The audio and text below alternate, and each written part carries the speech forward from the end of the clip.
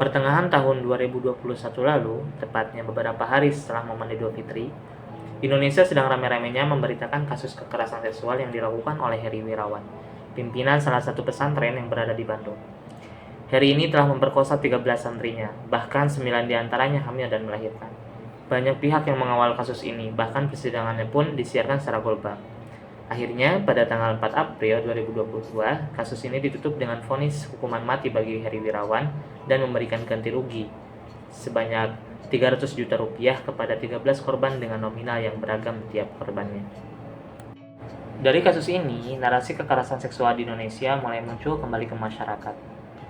Beberapa tagline seperti jangan beri celah ampun bagi pelaku kekerasan seksual, atau hati-hati dengan pelaku kekerasan seksual, mereka bisa menyerang siapa saja tanpa pandang usia dan gender, sangat berkembang di masyarakat.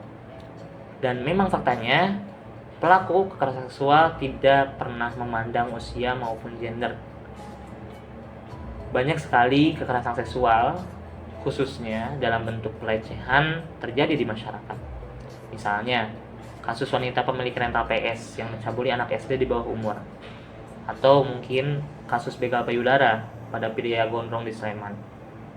Nah, dari kasus-kasus tadi sudah jelas kan yang namanya kekerasan seksual itu merugikan orang lain.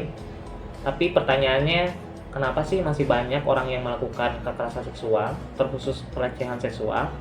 Terus, gimana respon yang harus kita lakukan jika kita menemukan atau mungkin mengalami kekerasan seksual? Kalau misal kamu punya pertanyaan yang sama, tonton video ini sampai habis.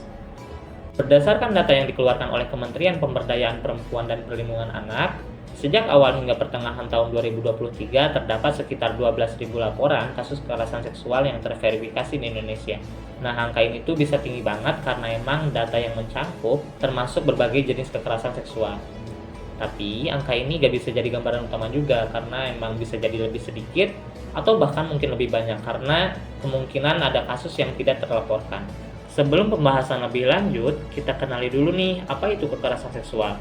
Nah, berdasarkan beberapa sumber seperti WHO, Kemendikbud, lalu Undang-Undang TPKS mendefinisikan kekerasan seksual sebagai segala perilaku yang dilakukan seseorang dengan menyasar seksualitas korban tanpa persetujuannya. Perilaku-perilaku ini bisa menyasar fisik secara langsung atau emosi dan perasaan korban. Konsen utama dari kekerasan seksual adalah tidak adanya persetujuan. Dan ya, kekerasan seksual ini bisa terjadi pada siapa aja, gak pandang usia ataupun gender. Secara garis besar, kekerasan seksual dibagi ke dalam 4 jenis. Ada verbal, non-fisik, fisik, dan dalam jejaring online. Dari 4 jenis ini, mari kita bahas dan bedah satu persatu. Pertama, verbal. Kekerasan seksual yang berbentuk verbal lebih sering disebut dengan pelecehan seksual.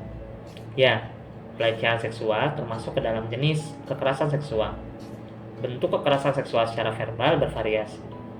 Contohnya memanggil, menyebut, membujuk, dan menatap seseorang dengan nuansa seksual. Perilaku ini biasanya disebut dengan catcalling. Contoh umum yang mungkin terjadi di masyarakat bahkan pada pelajar-pelajar sekolahan adalah bercanda atau lelucon tentang seks ketika di tongkrongan. Jika dibiarkan, korban dari catcalling ini secara sadar ataupun tidak akan merasakan dampak ketidaknyamanan pada dirinya sendiri. 2. Kekerasan seksual yang berbentuk non-fisik. Kekerasan seksual non-fisik biasanya berbentuk pernyataan dan aktivitas yang ditujukan pada tubuh, organ reproduksi, atau keinginan seksual yang merendahkan harkat dan martabat seseorang. Contohnya seperti memaksa untuk perkawinan, memaksa kehamilan, memaksa kontrasepsi, dan memaksa aborsi. Contoh lainnya, memperlihatkan alat kelamin pada seseorang tanpa persetujuannya, atau melihat aktivitas privasi di ruang pribadi seseorang tanpa persetujuannya. Itu semua adalah bentuk-bentuk dari kekerasan seksual non-fisik. Selanjutnya, kekerasan seksual berbentuk fisik. Jenis ini umumnya secara jelas nampak dirasakan langsung oleh korban, sehingga dapat memunculkan luka fisik dan psikis. Contoh kekerasan seksual berbentuk fisik diantaranya pemerkosaan, menyentuh, mengusap, meraba, dan menggesekkan bagian tubuh pelaku terhadap korban. Terakhir yaitu jenis kekerasan seksual dalam jejaring sosial atau online. Saat ini, kekerasan seksual sudah merambah ke dunia maya. Di antara bentuk kekerasan seksual melalui dunia maya atau jejaring online diantaranya mengambil foto atau rekaman visual korban tanpa persetujuan, mengirimkan konten seksual atau mungkin pornografi tanpa persetujuan, serta menguntit dan menyebarkan informasi pribadi yang bernuansa seksual.